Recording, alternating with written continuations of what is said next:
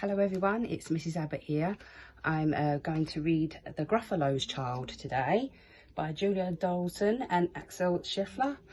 Currently in my little girl's room. As you can see, there's plenty of unicorns around. I'm in here because this is where she keeps all of her favourite books.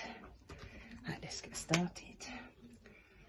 The Gruffalo said that no Gruffalo should ever set foot in a deep dark wood. Why not? Why not? Because if you do, the big bad mouse will be after you. I met him once, said the Gruffalo. I met him a long time ago. What does he look like? Tell us, Dad. Is he terribly big and terribly bad? I can't quite remember, the Gruffalo said. Then he thought for a minute and scratched his head. The big bad mouse is terribly strong and his scaly tail is terribly long. His eyes are like pools of terrible fire and his terrible whiskers are tougher than wire. One snowy night, when the Gruffalo snored, the Gruffalo's child was feeling bored.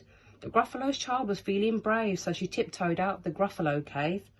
The snow fell fast and the wind blew wild. Into the wood went the Gruffalo's child. Aha, aho, a trail in the snow. Who is this trail and where does it go? A tail poked out of the log pile house. Could this be the tail of the big bad mouse? Out slid the creature, his eyes were small, and he didn't have whiskers, no, none at all. You're not the mouse, not I, said Snake. He's down by the lake eating Gruffalo cake. The snow fell fast and the wind blew wild. I'm not scared, said the Gruffalo's child. Aha, aho, marks in the snow. Whose are those claw marks? Where do they go? Two eyes gleamed out of the treetop house. Could these be the eyes of the big bad mouse? Down flew the creature, his tail was short and he didn't have whiskers of any sort.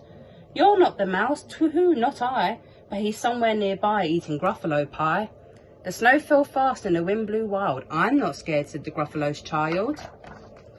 Aha, aho, a track in the snow. Whose is this track and where does it go?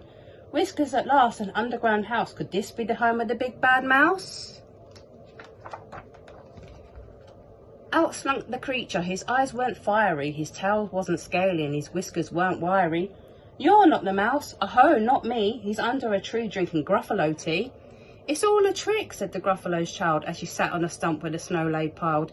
I don't believe in the big bad mouse.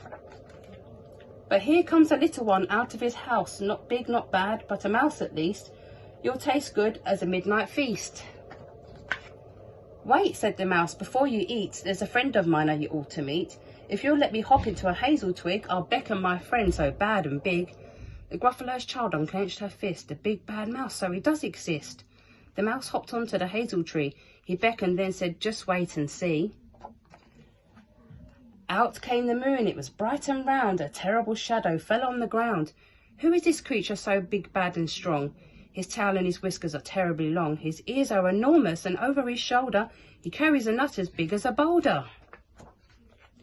The big bad mouse, yelled the Gruffalo's child. The mouse jumped down from the twig and smiled. Aha, aho, prints in the snow. Whose are those footprints? Where do they go? The footprints led to the Gruffalo cave. Where's the Gruffalo's child? Was a bit less brave. The Gruffalo's child was a bit less bored. And the Gruffalo snored and snored and snored. Thank you everyone. Good night.